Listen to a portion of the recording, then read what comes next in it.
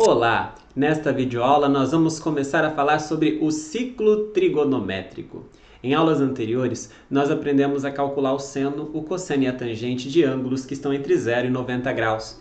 Mas em uma enormidade de situações, a gente precisa de ângulos que não estão nessa faixa de valores. Mesmo quando medidos em radianos, eles podem representar quaisquer números reais. E aí, como é que a gente faz para calcular seno, cosseno e tangente desses outros ângulos? Bom, a ferramenta que mais nos ajuda nessa tarefa é a do ciclo trigonométrico. Nós vamos começar a falar sobre ela aqui nesta videoaula. Primeiramente, fazendo uma apresentação sobre o que é o ciclo e como localizar esses valores aí no ciclo, mas sem aprender a calcular exatamente ainda alguns ângulos. Isso a gente vai deixar para a próxima videoaula. Para começo de conversa, a gente precisa relembrar sobre o plano cartesiano. Plano cartesiano, primeiro, a gente, quando tem um plano, pode ser o plano é infinito, mas a gente pode entender o plano como um pedaço de uma lousa, de uma folha de papel, enfim, de um pedaço do chão ali da sua casa, de uma parede, etc. E aí, para localizar melhor os pontos no plano, para dizer com mais precisão qual é o ponto que você quer, a gente pode fazer uso dos eixos coordenados.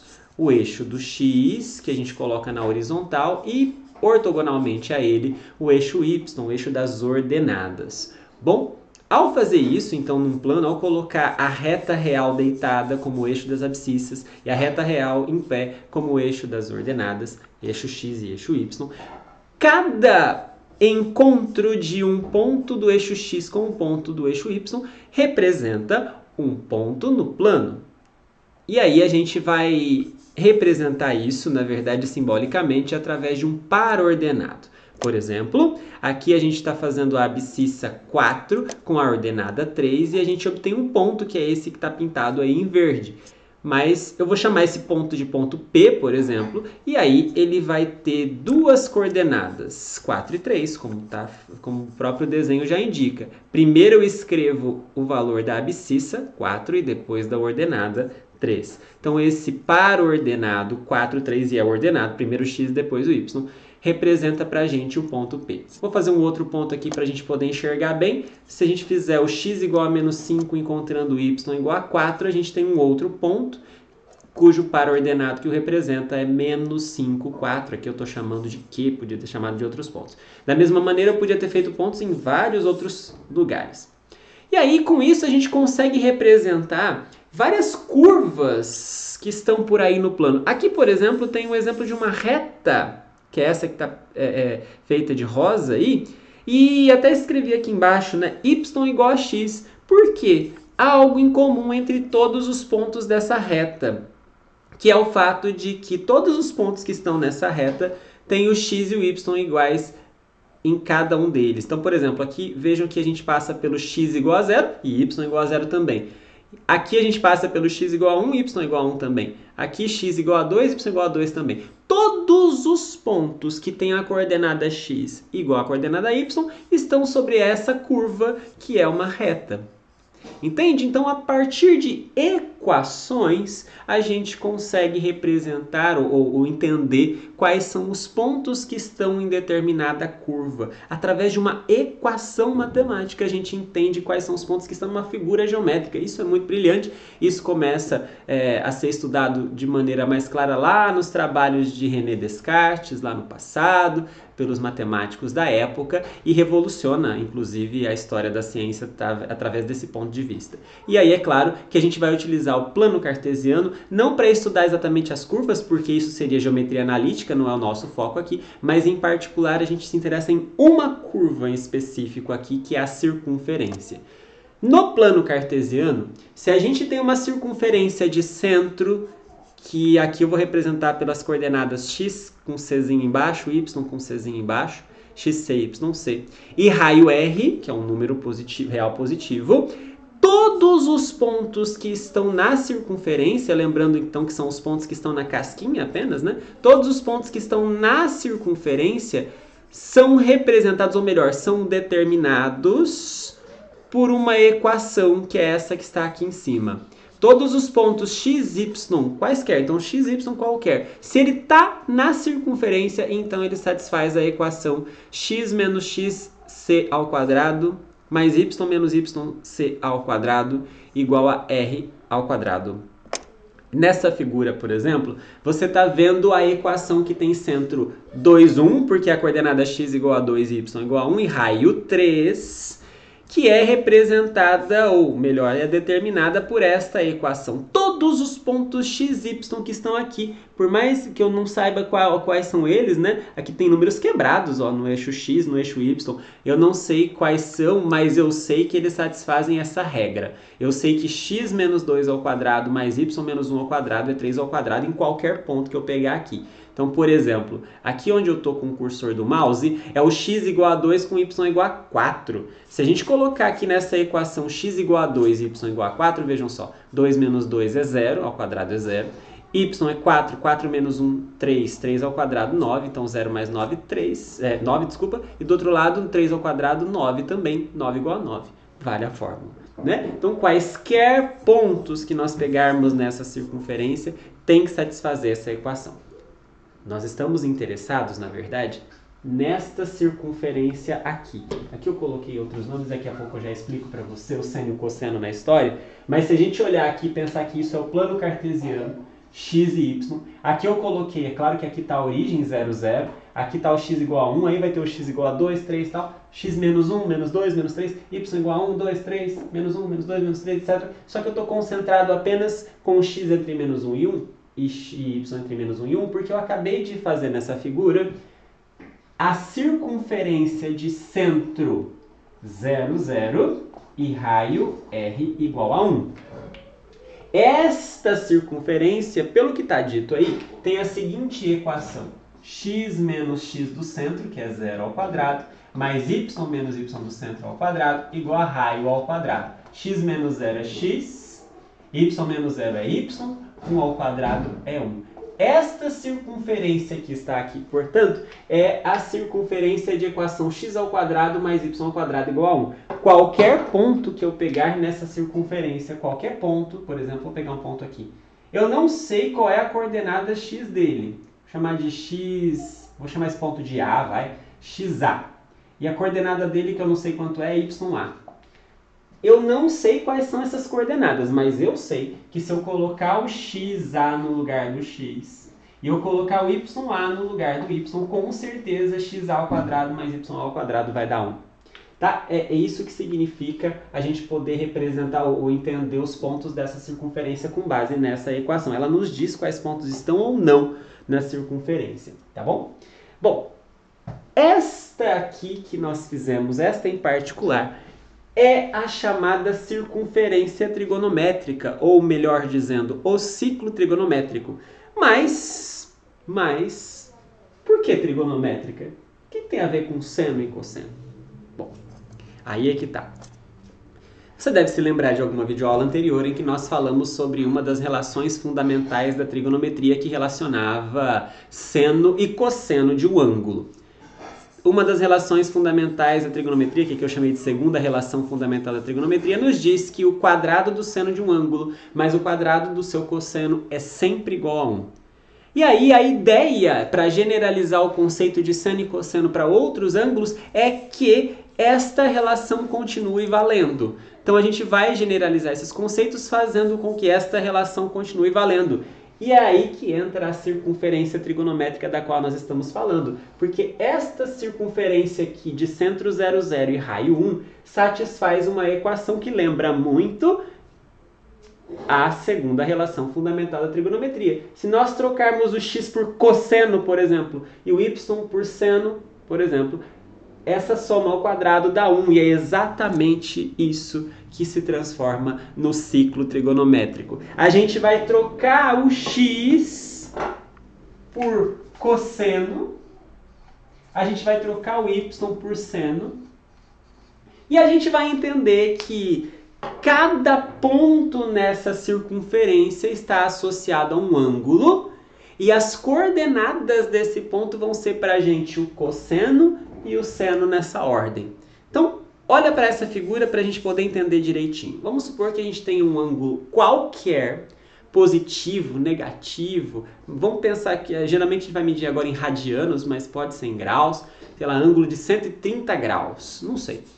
Seja qual for o ângulo que você quiser, você vai representá-lo nessa circunferência como um arco de medida igual a este valor de ângulo, começando deste ponto que é o ponto 1, 0. Então vamos lá.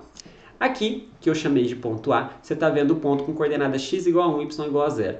A partir desse ponto, você pode fazer um arco de medida alfa qualquer. Lembrando que a medida de um arco é nada mais, nada menos do que a medida do ângulo central que ele representa na circunferência. Bom, ao colocar este arco de medida alfa sobre a circunferência, você termina o arco num ponto P. E esse ponto P tem coordenadas x, que eu vou chamar de xp, e y, que eu vou chamar de yp. E por definição, a gente vai dizer que a coordenada x é o cosseno deste ângulo. E a coordenada y é o seno deste ângulo. E por que isso faz sentido? Bom, vamos pensar um pouquinho aqui. Se a gente fizer... Vou apagar aqui, só para a gente poder enxergar melhor o que está acontecendo. Vai ficar meio zoado aqui o desenho, mas acho que você vai entender. Vamos, por exemplo, pegar o ângulo de 30 graus.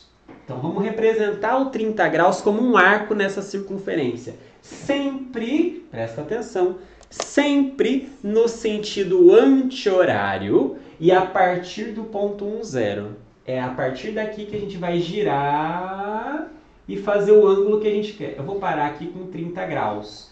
Lembrando, então, que 30 graus é a medida do ângulo aqui, né? Aqui é 30 graus. Bom, se você observar bem, você vai ver que nós podemos criar um triângulo retângulo aqui, ó. Triângulo retângulo. E olha só que interessante. Aqui, como é o 30 graus, este é o cateto oposto, esse é o cateto adjacente e esta é a hipotenusa. Acontece que a hipotenusa é 1, porque é o raio dessa circunferência, é a medida dela. O cateto oposto, desculpa, ele é exatamente o valor que está neste eixo. Esse é exatamente o valor que está nesse eixo. E o cateto adjacente, o tamanho dele é exatamente o valor que aparece aqui no eixo x. E aí, se você lembrar bem, qual é a definição de seno? Cateto oposto sobre hipotenusa. Cateto oposto sobre hipotenusa, mas nesse caso a nossa hipotenusa mede 1, então é só o cateto oposto, que é exatamente este valor aqui. Ora, então este cateto oposto é exatamente o seno. Este valor é exatamente o seno do 30. Entende? Este é o seno do 30 que nós sabemos de outras videoaulas que é igual a meio. Então, esse tamanho é meio, portanto, o valor aqui, ó, a altura que este ponto atinge é o meio, que é exatamente o seno do 30. E, por sua vez, se a gente olhar para o cosseno de um ângulo é cateto adjacente sobre hipotenusa. A nossa hipotenusa aqui mede 1. Então, o cateto adjacente, o valor dele é exatamente o valor do cosseno. Então, aqui é exatamente o cosseno do 30 graus, que a gente sabe que é raiz de 3 sobre 2. Por isso, então, ao olhar para essa figura, a gente vê o seno dando meio aqui e o cosseno raiz de 3 sobre 2. E aí a gente vai estender isso para qualquer ponto neste ciclo trigonométrico. Então, aqui está o ponto P, a coordenada x dele vai ser o cosseno, igual aconteceu aqui, e a coordenada y vai ser o seno, igual aconteceu aqui. A gente estende esse conceito para qualquer arco. E aí veja que o arco ele pode se estender por toda a circunferência. Ele pode rodar até no sentido horário, ao contrário, mas aí eu vou ter que inverter o sinal dele.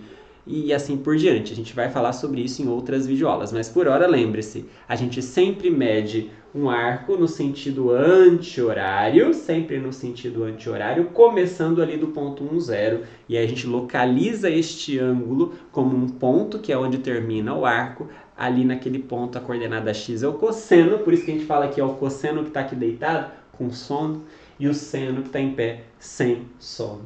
Né? Muito bem. Só para chamar a atenção de vocês para um lembrete a respeito de planos cartesianos, assim como no plano cartesiano, a gente determina aqui 4 quadrantes. Aquele que está do lado do x positivo e y positivo, ou seja, seno e cossenos positivos, é o primeiro quadrante.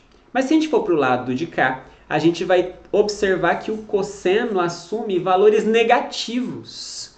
Porque o cosseno de um ponto, de um ângulo aqui sempre é um valor entre 0 e menos 1, é negativo, enquanto o seno continua sendo positivo. Isso acontece sempre no segundo quadrante.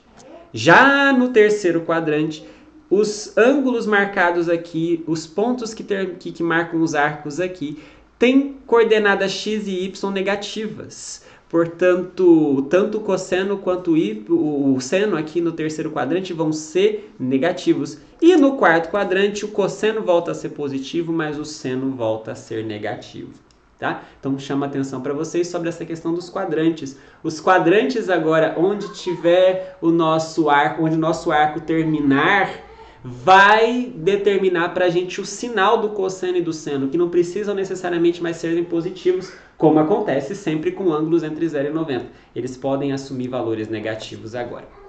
E a tangente? Né? Alguém vai olhar para cá e vai falar, muito bem, o cosseno e o seno está aí, está desenhado, mas a tangente, onde é que está nessa história? Vamos lembrar de uma coisa.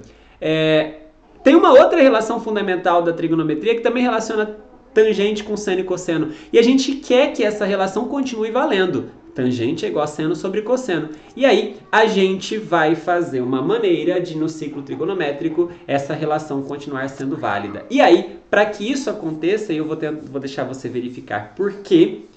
A tangente de um ângulo nada mais é do que o valor, ou o número, como se isso aqui fosse paralelo, isso é paralelo ao eixo y, né? Então você determina aqui deixa eu recomeçar a explicação, né?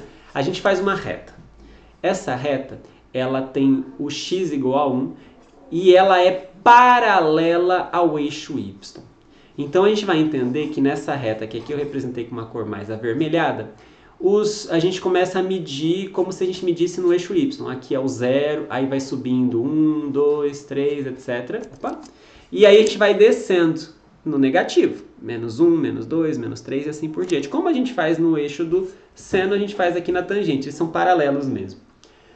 Pra gente, a tangente do ângulo vai ser o ponto, vai ser o valor aqui no eixo das tangentes, em que a gente encontra o ângulo alfa, começando aqui da origem, né? A gente marca o ângulo alfa aqui, e a gente continua a partir da origem, passando por esse ângulo de medida alfa, até que ele encontre a reta da tangente.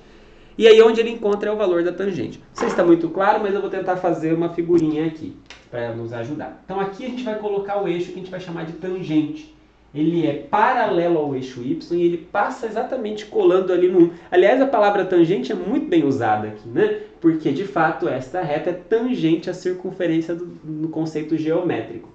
Aqui você está vendo 30 graus. Se a gente continuar este ângulo, né, até que ele encontre a reta da tangente, numa reta mesmo, né? Uma reta, até que ele encontre a reta da tangente, é exatamente aqui a tangente do 30. Que a gente sabe que é raiz de 3 sobre 3. É exatamente ali o raiz de 3 sobre 3. Então, para a gente determinar a tangente de um ângulo, a gente localiza o arco que mede igual a este ângulo no ciclo trigonométrico e a pontinha desse arco a gente traça uma reta que passa pela origem até que ela encontre o eixo da tangente.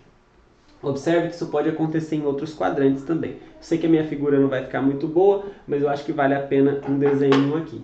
Imaginem, por exemplo, que a gente marque um arco de mais de 90 graus e aí ele vai terminar, por exemplo, aqui, como aconteceu na figura que estava no slide anterior. Então a gente sabe que a medida do ângulo é algo maior do que 90. Não sei se está claro para o que a gente falou agora há pouco, mas aqui a projeção no eixo x é o cosseno do ângulo e aqui vai ser o seno. Mas e a tangente? A gente vai ligar a ponta do arco passando pelo centro até que ela encontre o eixo da tangente. É ali a tangente do ângulo que a gente desenhou. Tá certo? Mesmo que possa ser na parte de baixo, que indica pra gente que as tangentes também podem ser negativas aqui, tá?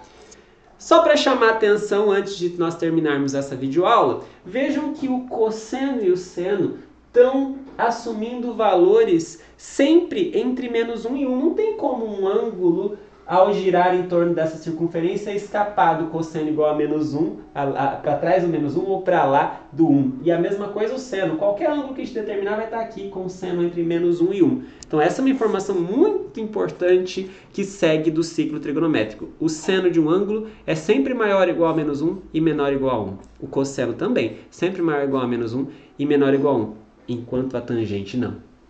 Você percebe que à medida que você vai girando ângulos aqui sobre o ciclo trigonométrico, a tangente pode ser cada vez maior, cada vez maior, cada vez maior. E chega em algum ponto que ela pode ser cada vez menor, ela é ilimitada. O seno e o cosseno ficam entre menos 1 concentradinho, mas a tangente é completamente limitada, tá?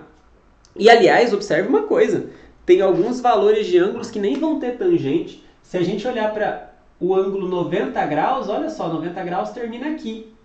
A gente vai conseguir olhar para isso e falar assim, o cosseno dele é 0, o seno dele é 1. Mas a tangente eu nunca vou conseguir encontrar, porque eu tenho que pegar a reta que passa por esses dois pontos, e a reta que passa por esses dois pontos é o eixo y, que nunca encontra a reta da tangente. Então, 90 graus, por exemplo, assim como vai ser o 270 e outros, a gente não consegue determinar a tangente. Não existe tangente desses ângulos devido às definições que nós fizemos.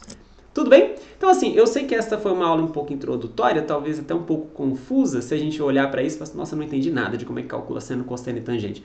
Mas a minha intenção nesta primeira videoaula sobre o assunto é que você olhe para o ciclo trigonométrico e entenda bem o que é ele em si, não exatamente como é que a gente calcula senos, cossenos e tangentes. Isso a gente vai aprender na próxima videoaula. Por hora, então, lembre-se, o ciclo trigonométrico nada mais é do que a circunferência de centro na origem e raio igual a 1, em que a gente troca o x como sendo cosseno, troca o y como sendo seno, e cada ângulo a gente marca nessa circunferência a partir do ponto 1, 0, girando no sentido anti-horário, e onde esse arco parar, a coordenada x dele é o cosseno, a coordenada y dele é o seno, e aí ligando esse ponto à origem até que a gente encontre a reta paralela ao eixo y, passando pelo ponto 1, 0, ali você vai achar a tangente de um ângulo. Tudo bem? Pouco confuso, eu sei, mas eu espero que nas próximas videoaulas as coisas fiquem mais claras, tá bom? Até a próxima, pessoal!